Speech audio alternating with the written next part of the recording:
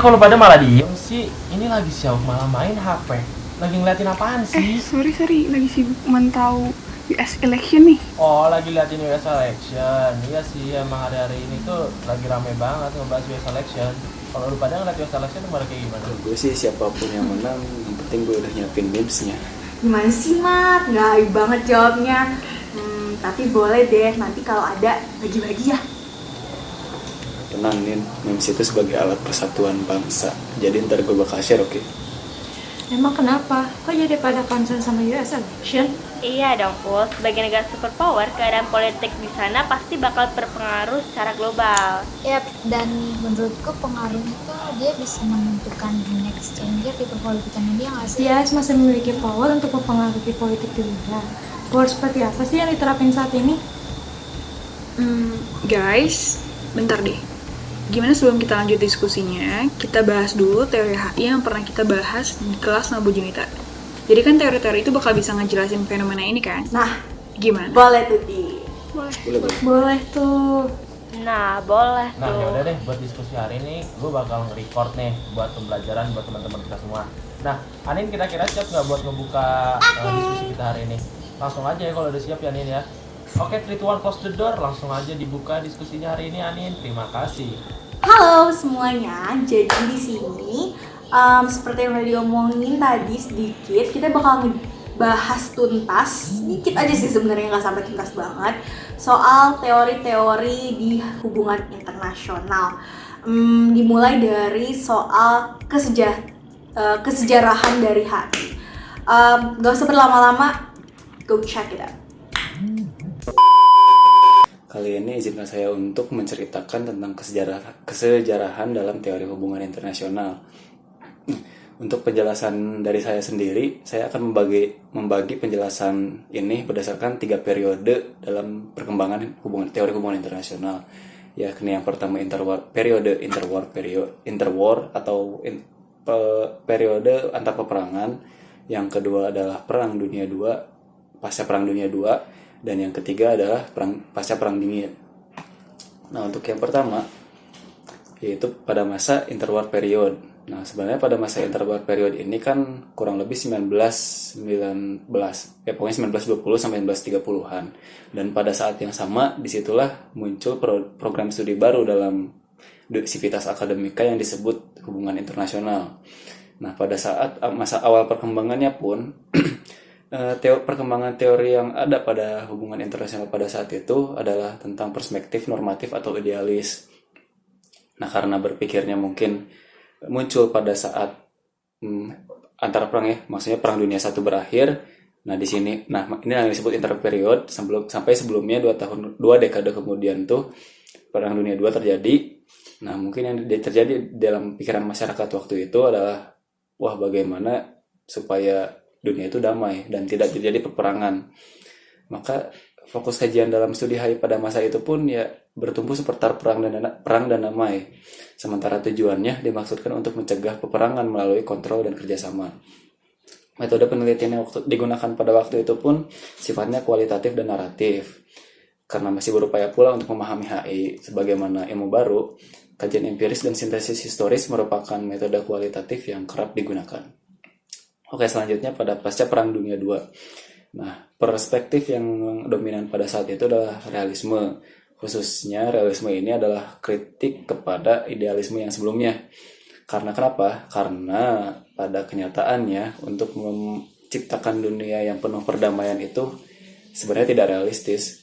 Kenyataannya negara-negara besar berorientasi pada power politics, bukan perdamaian. Setelah itu saya akan menganggap gitu ya, sepertinya perang itu tidak terhindarkan lah ya. Hanya saja motif dibaliknya lah yang jadi hirauan. Nah, fokus kajian pada masa ini adalah power politics, security issues, dan strategic stability. Pendekatan-pendekatannya pun sudah mengarah kepada realisme. Inti dari segalanya dalam sistem dunia pada saat itu adalah negara-negara berupaya memperjuangkan kepentingannya masing-masing. Makanya muncul kepentingan nasional yang jadi isu besar pada saat itu. Dan fokus kajiannya pada saat itu adalah menghasilkan kajian yang lebih presisi dalam memaksimalkan kepentingan nasional, ya, tepat sekali. Metode yang digunakannya, untuk metode pada zaman ini adalah metode behavioralis atau mengadopsi metodologi ilmu alam.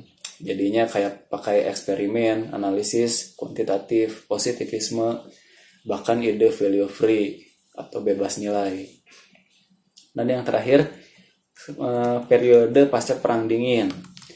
Pasca Perang Dingin ini sebetulnya saya bisa bilang sebagai era kontemporer, dan tidak banyak gejala atau fenomena yang saya ketahui secara keseluruhan yang mengakibatkan munculnya perkembangan teori HI pada era tersebut. Tapi yang saya bisa ketahui ada dua, yaitu runtuhnya tembok Berlin dan penyerangan gedung WTO atau 9/11. Nah, apa sih yang ditonjolkan pada periode ini, dan kenapa WTO dan tembok Berlin bisa jadi fenomena dan fenomenologi yang mengarah pada perkembangan teori HI pada zaman itu, era kontemporer. Pertama, pemahaman HI lebih luas dan komprehensif, karena sekarang sudah waktunya negara tidak menjadi pusat perhatian dalam studi hubungan internasional. Spotlightnya kini sudah bernambah banyak menjadi MNC, organisasi TNC, bahkan pemerintahan, organisasi internasional, dan sebagainya. Nah, fokusnya selain menjadi lebih komprehensif dan bermakna, kajiannya berada di seputar isu humaniter, lokal, global, dan transnasional, seperti menggeserkan aktor negara dalam spotlight. Pada saat ini pun kritik juga berlaku terhadap metode penelitian yang sebelumnya, yaitu yang pada masa pasca Perang Dunia II, di mana post-behavioralist menganggap bahwa ilmu alam tidak dapat diadopsikan khususnya terhadap studi HI, dan pada umumnya terhadap ilmu sosial, karena bagaimanapun juga ilmu sosial cenderung tidak bersifat bebas nilai. Selain itu, metode saintifik ilmu alam pun dalam prosedurnya itu mencantumkan yang namanya hipotesis, yang artinya memprediksi berdasarkan argumen. Sementara itu, faktanya fenomena Perang Dingin atau politik identitas itu tidak dapat diprediksi oleh metode sains. Makanya hipotesis itu intinya ya, karena hipotesis tidak bisa dipakai dalam ilmu sosial, makanya tidak bisa dipakai dalam ilmu sosial. Sederhananya gitu. Nah, begitulah pemirsa kajian singkat mengenai kesejarahan dalam perkembangan teori HI untuk sekarang. Di masa depan nanti mungkin penjelasan saya bakal ditambah atau bisa jadi saja dikurangi, tergantung situasi dunia pada saat itu. Cukup sekian dari apa yang bisa saya sampaikan, mudah-mudahan bermanfaat, dan mohon koreksi jika terdapat ketepatan yang tumpul. Terima kasih banyak. Nah, selanjutnya itu ada epistemologi dalam hubungan internasional. Sebagaimana kita tahu, epistemologi itu adalah teori mengenai suatu teori ya.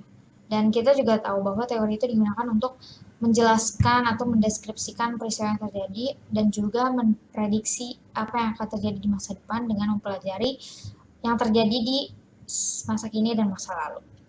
Nah, di perkuliahan kemarin, dalam epistemologi hubungan internasional ini dijelaskan ada 6 alternatif sains yang bisa digunakan untuk studi hubungan internasional. Yang pertama adalah the naive inductionist science, yang basis ilmunya itu adalah observasi dunia nyata dan pengalaman, mengandalkan apa yang bisa ditangkap oleh panca indera dan menggunakan metode khusus ke umum. Lalu yang kedua adalah logical positivism, yang menggunakan struktur logika rasional dalam mengkaji suatu peristiwa, dan berbeda dengan induksi, logical positivism ini menggunakan metode umum ke khusus. Lalu yang ketiga adalah Popperian falsificationist science, yang mana menyatakan bahwa ilmu itu bukanlah sebuah pernyataan mengenai data atau fakta, melainkan adalah pencarian kebenaran, yang mana gagasannya secara berkelanjutan itu didiskualifikasi berdasarkan kebenarannya. Lalu yang keempat adalah Kuhnian paradigmatic science, yang dikeluarkan oleh Thomas Kuhn. Itu menyatakan bahwa ilmu ini adalah transisi dari satu paradigma ke paradigma yang lainnya berdasarkan revolusi ilmiah. Dan yang kelima itu adalah research program science, yang dikeluarkan oleh Imre Lakatos. Dia ini mengkritis atau menolak teori dari Thomas Kuhn dan memperbaiki teori dari Popper. Ia menyatakan bahwa ilmu itu adalah sebuah struktur. Dan yang terakhir adalah anarki epistemologis, yang dikeluarkan oleh Feyerabend. Nah, segitu aja mungkin yang bisa aku sampaikan tentang studi dan epistemologi dalam hubungan internasional. Langsung ke teori selanjutnya. I think that is my cue to start new with my own explanations. Hello everyone, I'm Safra Shalita of Nicola Hasanin. Aku di sini bakal ngejelasin satu konsep yang namanya kepentingan nasional. Dari bahasa Latin, istilah kepentingan ini berarti hirauan, membuat perbedaan, motivasi, atau justifikasi.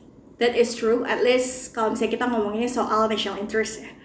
Jadi kalau misalnya seseorang mau ngelakuin sesuatu atau tidak mau melakukan sesuatu, itu semua pasti ada alasannya. Ada sebab akibat, ada visi misinya.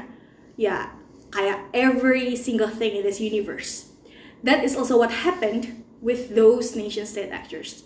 Dalam melaksanakan kebijakan luar negerinya atau nentuin sikapnya atas suatu fenomena yang terjadi di lingkup politik internasional, negara itu bisa aja menggunakan si kepentingan nasional ini buat dijadiin sebagai motivasi di balik apapun yang mau mereka lakukan. Bukan hanya motivasi sih, tapi seperti yang udah dijelasin sebelumnya, kepentingan nasional ini juga bisa dijadiin sebagai justifikasi. Buat yang ini, I think it is easier for me to explain through the example. Let's say, agresi militer. Contoh nyatanya tuh jelas banget kalau misalnya dilihat dari kebijakan luar negeri Amerika Serikat di era George Walker Bush. To tell you shortly, global war on terrorism campaign they had is all about preemptive actions to eliminate any kind of terrorism threats. Dan agresi militer itu pada saat itu dilakuin berkali-kali sama Amerika Serikat dengan alasan itu. Because they believe those particular countries have terrorists in it. Padahal ya logikanya enggak.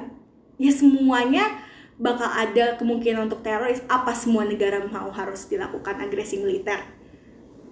That's a no. Kalau ditanya kenapa sih harus disembunyiin semua alasan-alasan aslinya? Well, mungkin Amerika Serikat punya alasan-alasan tertentu yang they can't help but to be ambigu buat ngejelasin itu. Karena kalau saya jelasin, it could harm them in so many ways. Kalau kata Jack Ciplano dan Roy Alton, kepentingan nasional itu merupakan elemen-elemen dasar yang menjadi pedoman bagi para pengambil keputusan suatu negara yang ditujukan kepada negara lainnya. Elemen-elemen ini meliputi misalnya sovereignty, independence, territorial integrity, military security, economic well-being. Kalau misalnya kata Hans J. Morgenthau, pada dasarnya tuh kepentingan nasional setiap negara tuh adalah mengejar kekuasaan, yaitu apa saja yang bisa membentuk dan mempertahankan pengendalian suatu negara atas negara lainnya. With that, Morgenthau basically says that national interest equals power. Kayak gitulah ya. Ada beberapa cara agar para pemangku kekuasaan bisa mencapai kepentingan nasionalnya. Ini bisa lewat diplomasi, propaganda, sarana ekonomi, aliansi, dan perjanjian, sama juga cara koersif. Yang pertama dulu nih, diplomasi. Cara ini cenderung digunain para aktor kalau misalnya terjadi pertentangan atau konflik yang terjadi akibat perbedaan kepentingan. Contohnya soal polemik Laut Cina Selatan yang jatuhnya banyak banget negara seperti Tiongkok, Indonesia, Vietnam tuh terjun ke sana, memperjuangkan keutuhan wilayahnya masing-masing daerah tersebut. Terus ada juga propaganda yang pada intinya sebuah usaha suatu aktor untuk meyakinkan aktor lainnya terkait dengan tujuan publik tertentu yang ingin dicapai. Contohnya tuh usaha Amerika Serikat dan Uni Soviet ketika zaman Perang Dingin dalam menyebarkan ideologinya ke berbagai belahan negara dunia. Lalu sarana ekonomi. Ya gitulah ya, seperti namanya, it means that money is the weapon here. For example, for the developed rich countries to invest and to lend money to other countries is the way to save their national interests. We can look at Obor for the example. One Belt, One Road, or now called as Belt Road Initiative, is China's massive project to build infrastructures in the land, sea, and air for the enhanced economy and trade lanes in Asia. And then we have an alliance and treaty. Ini untuk aktor-aktor yang memiliki kepentingan nasional yang identik atau serupa. sehingga mampu untuk bersekutu memenuhi kepentingan tersebut. Nah, yang terakhir ini nih, secara koersif tentu dalam catatan masih berada di lingkup yang dibenarkan oleh hukum internasional. Bisa saja jadi melalui embargo, boykot, pemutusan hubungan, dan sejenisnya. Contoh dari implementasi kepentingan nasional yang melalui cara koersif itu perang dagang. Bisa jadi perang dagang antara Amerika Serikat atau China, atau bisa juga perang dagang antara Jepang sama Korea Selatan lah ya. Kan mereka di sana banyak banget ngelakuin embargo lah, atau pokoknya konflik-konflik yang caranya lebih keras dibanding cara-cara yang sebelumnya gitu. All in all, sebenarnya konsep kepentingan nasional ini masih sulit lah untuk dipahami karena memang masih banyak banget ambiguitas yang dibiarin gitu aja sama para pemangku kekuasaan.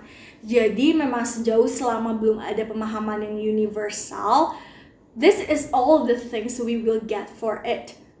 And I think that is a wrap for me. And now we go to the next one.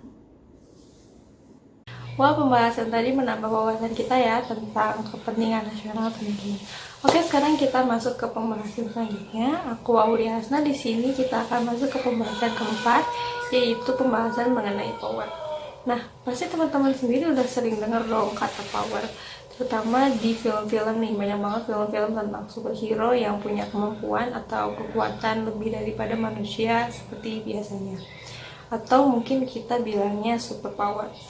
Nah, sekarang kita bakal membahas power sedikit lebih berbeda dari biasanya, terutama dalam teori hubungan internasional, di mana power ini sering dikaitkan dengan kekuatan negara. Nah, jadi apa sih power itu?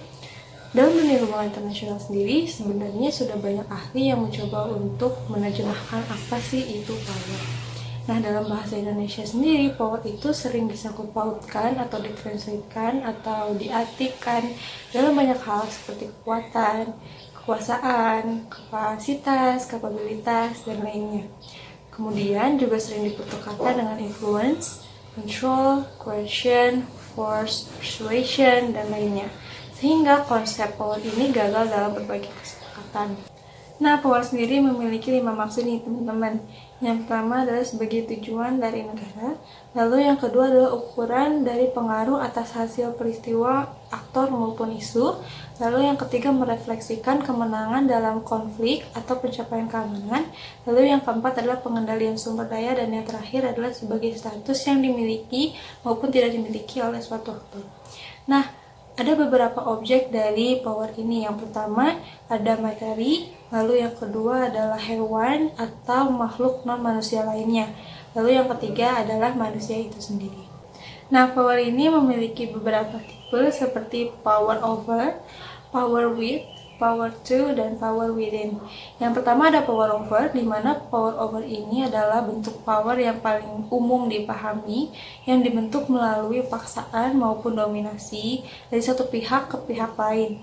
Nah, contoh dari power over adalah memerintah dengan menggunakan senjata yang kemudian menciptakan ketakutan. Lalu yang kedua yaitu power with, yang merupakan bentuk power yang tumbuh dari kolaborasi dan hubungan.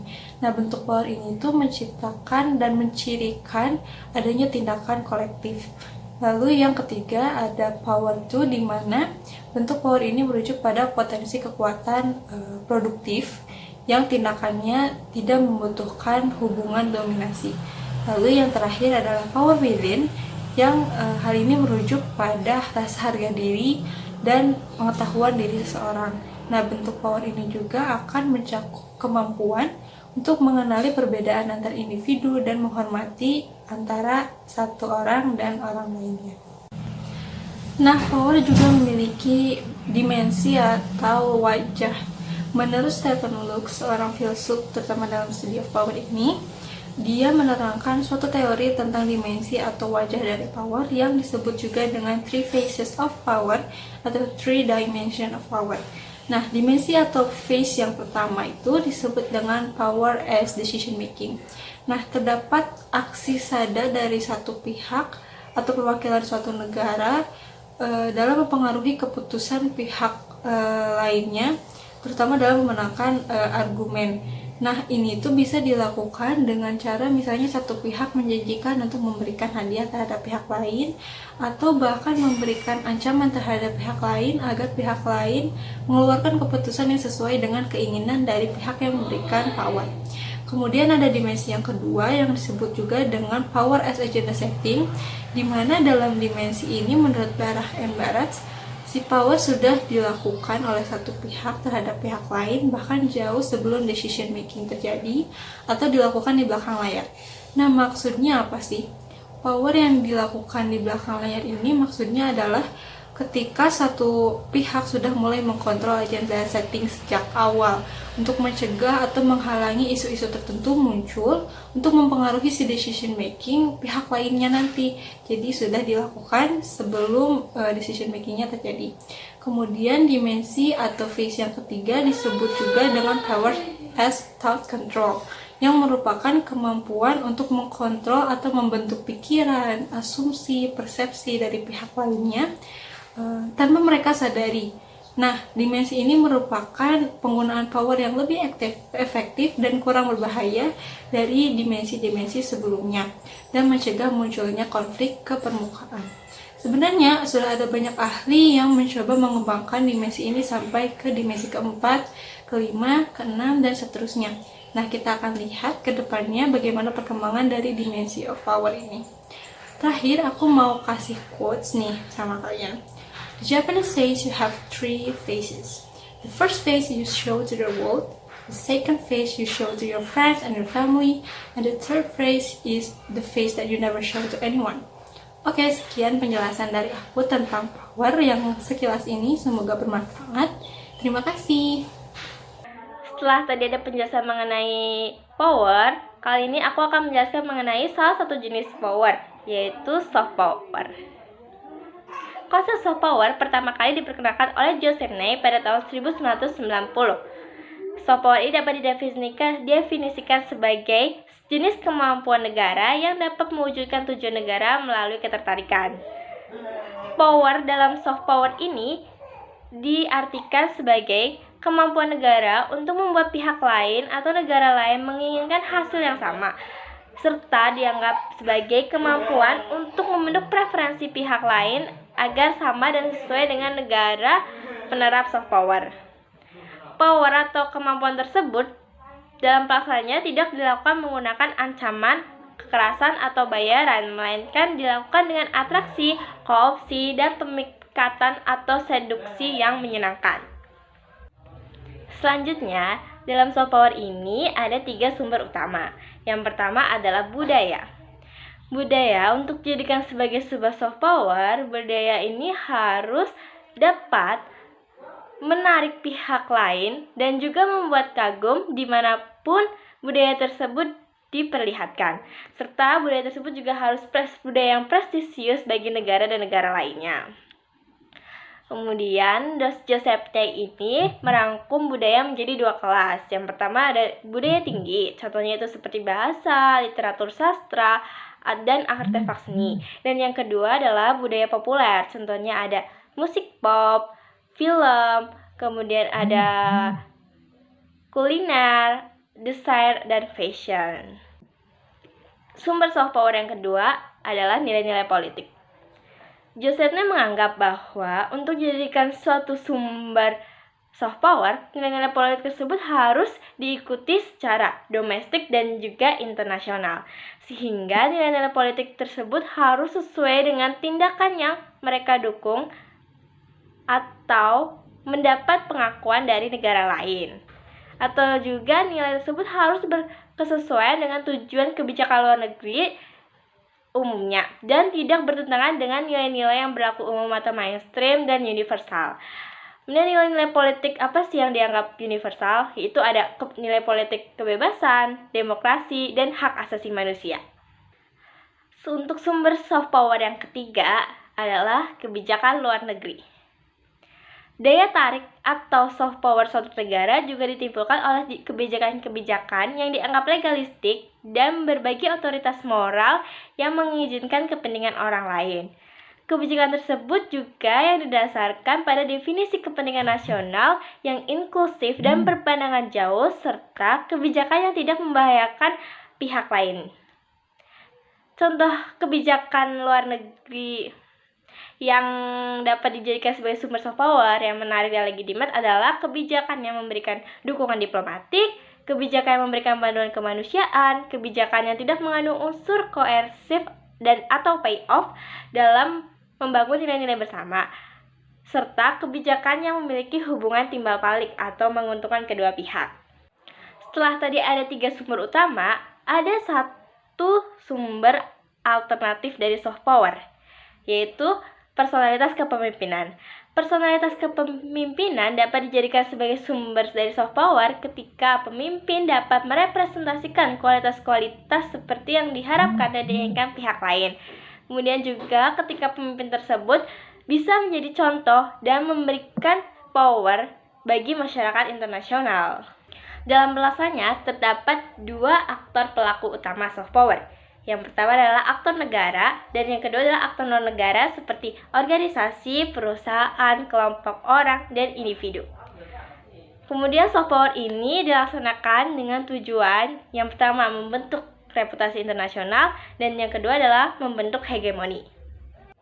Nah, karena tadi di awal kita membahas mengenai Amerika Serikat, sekarang aku akan menyampaikan contoh nyata soft power di Amerika Serikat. Negara Amerika Serikat ini sebenarnya dianggap telah lebih dulu mengembangkan pengaruhnya di dunia menggunakan soft power melalui apa yang kita kenal sebagai westernisasi. Sejak saat itu, Amerika Serikat kemudian dianggap menjadi negara yang terdepan di berbagai bidang seperti pendidikan, budaya, dan digital atau teknologi. Soft power di Amerika Serikat ini kita bisa lihat dari budaya pop Amerika Serikat yang lebih menyebar secara global dan juga dari dunia perfilman Amerika Serikat atau yang kita kenal sebagai Hollywood yang memiliki banyak peminat atau penonton dari masyarakat internasional. Kemudian dalam bidang pendidikan juga kita bisa melihat dari banyaknya universitas dari Amerika Serikat yang berada di peringkat teratas di dunia, serta Universitas Amerika Serikat yang dianggap menampung lebih banyak siswa-siswa internasional. Sedangkan dalam bidang digital atau teknologi, soft power bisa dilihat dari berdirinya beberapa perusahaan teknologi terbesar di dunia seperti Apple, Google, Facebook, dan Microsoft, yang mana teknologi tersebut digunakan oleh hampir seluruh negara di dunia. Hal tersebut kemudian sesuai dengan apa yang dinyatakan oleh Joseph Nye. Joseph Nye ini menyatakan bahwa mayoritas soft power Amerika Serikat ini digulirkan atau dimunculkan oleh Hollywood, Harvard, dan Microsoft. Nah, sekian dari penjelasan mengenai soft power. Oke, selanjutnya aku bakal lanjutin pembahasan tentang konsep negara dan kedaulatan. Yang pertama itu konsep negara. Negara adalah asosiasi politik yang membangun kekuasaan berdaulat dalam wilayah teritorial tertentu dan memiliki monopoli kekuasaan yang sah. Sedangkan kedaulatan itu adalah kewenangan tertinggi dalam suatu wilayah tanpa adanya campur tangan dari sumber ataupun pihak eksternal. Next, itu sejarah kelahiran negara. Awal mula kelahiran negara itu konsepnya berasal dari Yunani kuno. Konsep ini tuh berasal dari pemikiran Plato dan Aristoteles yang menulis mengenai polis atau negara, yaitu sebagai bentuk asosiasi yang ideal di mana seluruh kebutuhan agama, budaya, politik, dan ekonomi suatu komunitas itu dapat dipenuhi.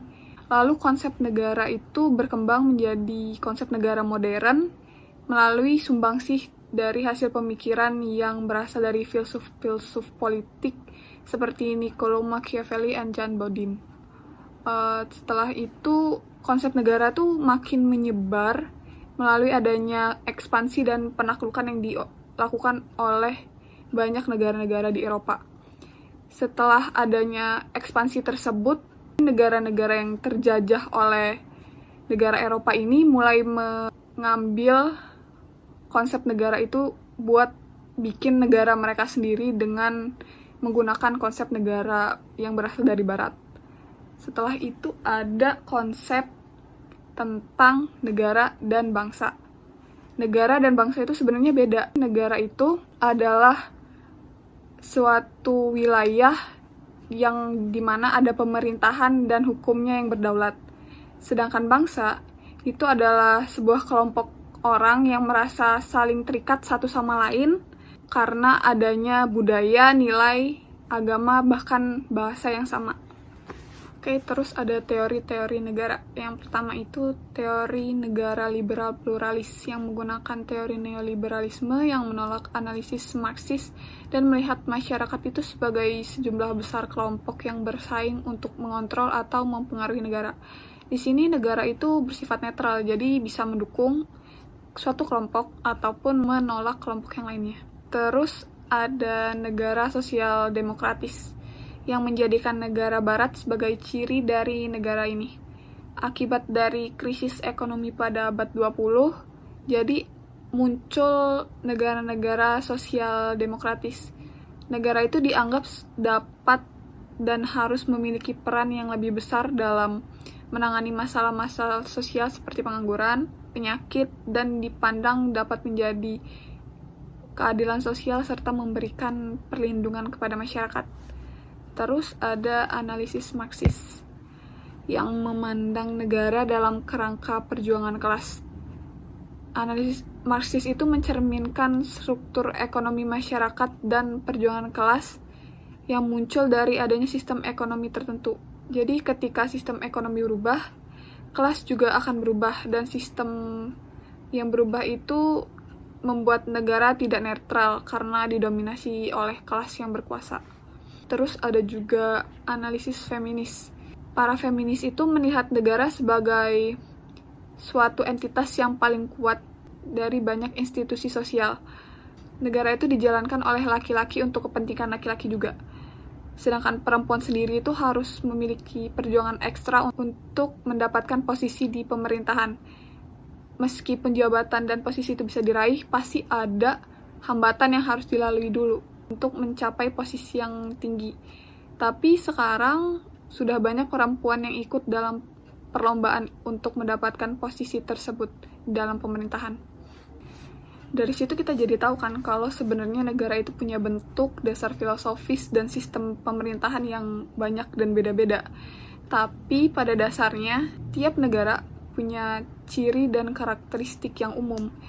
Kayak misalnya mereka itu punya kendali atas populasi dan wilayah geografis yang dapat diidentifikasi. Terus mereka juga punya umur dan sejarah panjang kalau dibandingin dengan institusi sosial lainnya. Terus ada struktur hukum dan pemerintahan dalam masyarakat di negara tersebut, dan yang paling penting itu mereka punya kedaulatan. Jadi kedaulatan itu penting dalam eksistensi sebuah negara. Tapi meskipun penting, ada beberapa hal nih yang bisa jadi tantangan yang mengancam kedaulatan negara, kayak misalnya struktur masyarakat internasional, dampak globalisasi, penyebaran senjata pemusnah massal, pertumbuhan hubungan informal kayak misal propaganda internasional dan internet, munculnya aktor internasional baru kayak MNC dan organisasi internasional, neokolonialisme yang membuat adanya kontrol ekonomi dari asing ke negara-negara kecil, terus ancaman dari negara itu sendiri, kayak bisa pemberontakan masyarakat, dan juga bencana alam dan pandemi. Oke, itu dia penjelasan singkat mengenai negara dan kedaulatan dari aku. Semoga kalian semua ngerti sama penjelasan aku barusan, dan next bisa dilanjut ke topik selanjutnya. Ya, terima kasih untuk Aulia yang sudah menjabarkan mengenai kedaulatan dengan sangat komprehensif dan juga sangat insightful untuk kita semua ya teman-teman. Nah, sekarang izinkan saya Raditya Rizal Yusuf untuk melanjutkan ke materi selanjutnya, yaitu kita akan membahas mengenai emosi dalam hubungan internasional. Nah, sebelum kita masuk ke dalam emosi dalam hubungan itu sendiri, kita dapat membahas mengenai linguistik term dalam hubungan internasional. Linguistik term dalam hubungan internasional pertama kali diperkenalkan pada awal abad ke-20-an oleh para filsuf barat dengan karakteristik utamanya yaitu hubungan antar bahasa, penggunaan bahasa, dan dunia. Selanjutnya kita akan membahas mengenai cultural term dalam hubungan internasional. Cultural term sendiri pertama kali masuk pada awal tahun 1970-an oleh sarjana ilmu humaniora dan juga ilmu sosial. Tujuan mereka ialah ingin menciptakan budaya sebagai suatu fokus utama dari perdebatan kontemporer sehingga bisa merubah epistemologi positivis. Nah, selanjutnya kita juga akan membahas mengenai aesthetic term dalam hubungan internasional. Aesthetic term dalam hubungan internasional ingin menciptakan seni sebagai bentuk kepekaan kita terhadap isu-isu politik global dunia. Nah, sekarang kita akan masuk membahas mengenai emosi dalam hubungan internasional itu sendiri. Nah, teman-teman pastinya sudah mengetahui bahwa dalam kehidupan sehari-hari kita pasti mengenal yang namanya emosi. Emosi kita itu bisa berbagai macam ya. Ada rasa senang, rasa sedih, rasa marah, dan berbagai macam rasa lainnya. Untuk emosi dalam hubungan internasional itu sendiri, rasa ketakutan adalah rasa yang paling sering muncul. Nah, tetapi rasa ketakutan ini seringkali dilupakan dan tidak disuarakan oleh para negara-negara. Dan pada akhirnya malah menciptakan perang dan juga menciptakan keadaan yang bernama dilema keamanan konstitutif, dan juga muncul rasa ketidakpastian akibat persepsi negara lain. Nah, sehingga kita dapat menyimpulkan bahwa hubungan internasional itu sebagai suatu manajemen emosi yang memiliki bentuk dimensional. Bentuk-bentuk dimensi ini dibagi menjadi 3, yaitu dimensi politik, dimensi sosial, dan juga dimensi budaya yang ada pada tingkat internasional. Nah, sekarang bagaimana kita melakukan pendekatan pada emosi dalam hubungan internasional? Setidaknya ada 3 cara yang saya ketahui untuk melakukannya. Yang pertama yaitu menganggap suatu negara sebagai suatu kesatuan. Kita tidak perlu mempertimbangkan keputusan-keputusan kebijakan-kebijakan yang ada dari pemimpin dan juga dari masyarakat. Yang kedua, kita juga dapat melihat dengan cara melihat pemimpin secara individual atau dengan cara kolektif. Dan ketiga, kita juga dapat menggunakan cara menciptakan interaksi antara 2 kelompok atau lebih, mau dari pemimpin ataupun pembuat kebijakan. Nah, tapi sayangnya dalam menciptakan suatu emosi hubungan internasional, kita mendapatkan hambatan-hambatan, yaitu ada hambatan metodologis. Nah, kenapa hambatan metodologis? Karena emosi itu sangat sulit untuk dirasionalkan. Yang kedua, ada juga level of analysis atau unit of analysisnya. Dan ketiga adalah adanya dikotomi antara emosi dan rasionalitas. Nah, lalu apa tujuan kita dalam mempelajari emosi dalam hubungan internasional itu sendiri, teman-teman? Karena emosi itu dapat meluas dalam masyarakat, dan politik memiliki implikasi yang sangat luas untuk studi hubungan internasional, teman-teman. Nah, mereka memaksa kita untuk bisa memikirkan kembali mengenai konsepsi dominan politik dan juga teori dan praktek. Nah, mungkin itu saja yang bisa saya jabarkan mengenai emosi dalam hubungan internasional. Semoga teman-teman dapat memahami yang telah saya jabarkan dan juga dapat mengambil beberapa poin-poin penting dari yang saya telah sampaikan. Untuk materi selanjutnya akan membahas mengenai nasionalisme yang akan dilanjutkan oleh Nia Febrianti. Untuk waktu dan tempat saya persilakan untuk Nia. Terima kasih ya teman-teman untuk mendengarkannya. Nah, gimana teman-teman? Materinya menarik banget kan? Tapi sayangnya kita udah nyampe di materi terakhir nih. Kenalin, aku Nia, aku bakal nyampein materi mengenai nasionalisme dan postkolonialisme. Nah, untuk mulai materi ini, aku akan mulai dari konsep dan pengertiannya dulu ya teman-teman. Menurut Halliday, dalam tulisan After Making Independent yang dibuat oleh Barrington, nasionalisme diartikan sebagai sistem keyakinan, ideologi, ataupun gerakan seperti politik yang menjadi salah satu proses formatif dalam penciptaan dunia kontemporer. Menurut Soekarno, nasionalisme timbul dari rasa cinta akan manusia dan kemanusiaan. Nasionalis yang menerima rasa nasionalismenya itu sebagai suatu wahyu dan melaksanakan rasa itu sebagai suatu bakti. Nasionalisme juga merupakan kedua ide dari sejarah, tradisi, dan salah satu kewajiban dari warga negara. Jika dikorelasikan lebih lanjut, maka nasionalisme memiliki 3 peranan utama. Yang pertama, nasionalisme sebagai identitas nasional yang penting untuk dimiliki setiap individu sebagai penanda diri secara khas, juga sebagai alat pemersatu bangsa, sekaligus upaya preventif oleh komunitas masyarakat dari terjadinya disintegrasi. Yang kedua, sebagai ideologi yang termasuk ke dalam hak negara untuk menentukan nasibnya sendiri, sekaligus sebagai kewajiban yang didasarkan pada tradisi dan ide sejarah yang dimilikinya. Yang ketiga, yaitu nasionalisme sebagai pergerakan yang disebut dengan self-determination. Tidak jarang nasionalisme disebut juga dengan paham kebangsaan, yang secara sederhana dapat diartikan sebagai suatu ideologi yang menekankan kepada para pengikutnya untuk mencintai bangsanya. Lantas, apa definisi bangsa itu sendiri?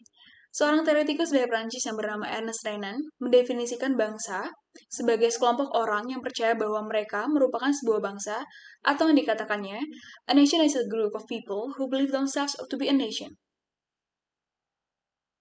Nah, lantas apa definisi bangsa itu sendiri?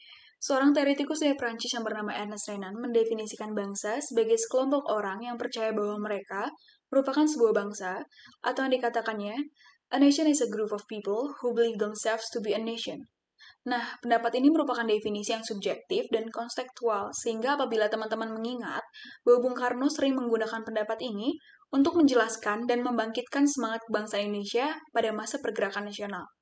Secara garis besar, nasionalisme merupakan rasa kebanggaan atau kecintaan terhadap negara, bangsa, dan nasionalisme merupakan salah satu esensi dari identitas negara atau bangsa. Dengan pergerakan kolonialisme, nah lantas apa sih arti bangsa itu sendiri? Seorang teoretikus dari Prancis yang bernama Ernest Renan mendefinisikan bangsa sebagai sekelompok orang yang percaya bahwa mereka merupakan sebuah bangsa, atau yang dikatakannya, a nation is a group of people who believe themselves to be a nation. Nah, pendapat ini merupakan definisi yang subjektif dan konstekstual, sehingga apabila teman-teman mengingat bahwa Bung Karno sering menggunakan pendapat ini untuk menjelaskan dan membangkitkan semangat kebangsaan Indonesia pada masa pergerakan nasional. Secara garis besar, nasionalisme merupakan rasa kebanggaan atau kecintaan terhadap negara bangsa, dan nasionalisme merupakan salah satu esensi dari identitas negara atau bangsa. Di tengah pergerakan kolonialisme, konsep nasionalisme semakin berkembang di masyarakat dunia. Nasionalisme patut dijunjung tinggi demi eksistensi sebuah aktor dalam dunia internasional. Karena aktor yang tidak mampu menjaga nasionalismenya dengan baik tidak akan mampu bertahan dalam interaksi internasionalnya. Selain sebagai identitas dalam hubungan internasional, nasionalisme juga berperan sebagai ideologi dan movement. Nasionalisme juga dibedakan ke dalam dua bentuk, yang dibedakan berdasarkan tingkat kesetiaannya, yaitu yang pertama ethnic nationalism dan civic nationalism. Yang pertama ethnic nationalism merupakan nasionalisme atau rasa cinta kepada bangsa secara berlebihan.